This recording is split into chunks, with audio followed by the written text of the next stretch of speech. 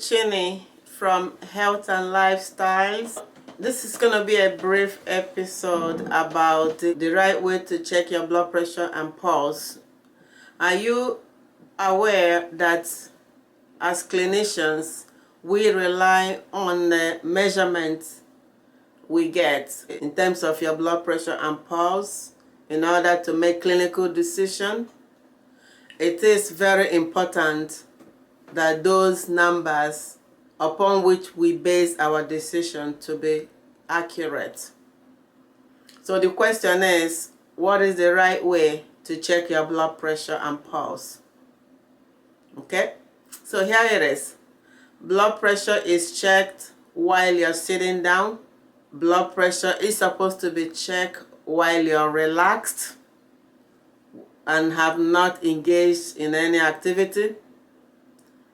And your pulse is checked. If it's a manual check, it is checked manually for 1 minute at least in an elderly person. If it's checked manually and it is not checked for 1 minute, it is possible to miss things like irregularity in the pulse, as well as the intensity of the pulse. Your blood pressure is checked while your arm is elevated, not dependent.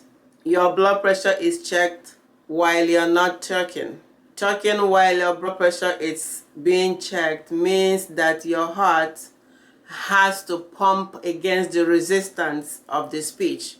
Your heart automatically considers the speech as a pressure that it has to counteract. So the final number we get will not be an accurate number. Your blood pressure is checked when you're not stressed. When you visit a doctor and you stay in the waiting room for so long, you're already tensed up, you're all stressed out. So any reading we get at that point is not going to be a reliable reading because you've been worrying a lot because you've been waiting for so long. Another reason why your measurement could be off is if your arm is dependent. Instead of raising your arm to the level of your heart, if your arm is dependent, it could be a red flag that the measurement may not be correct. Another red flag that your blood pressure or pulse is off is if the assistant that checks your blood pressure continuously gets the same number at each encounter.